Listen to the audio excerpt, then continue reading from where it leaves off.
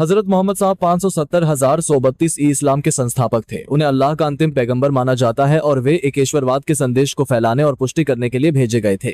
पारंपरिक रूप से उनका जन्म मक्का में हुआ था और 622 ईस्वी में मदीना में अपने अनुयायियों के साथ प्रवास करने के लिए मजबूर किया गया था। हजरत मोहम्मद साहब इस्लाम के संस्थापक माने जाते हैं और मुसलमानों के लिए वे अल्लाह के अंतिम पैगंबर हैं। मुसलमानों का मानना है कि वे आदम, नूह, इब्राहिम, मूसा और ईसा जैसे सभी पिछले पैगंबरों के संदेश को पूरा करने के लिए भेजे गए थे। हजरत मोहम्मद साहब को कुरान का प्रचारक माना जाता है, जो मुसलमानों के लिए पवित्र पुस्तक है।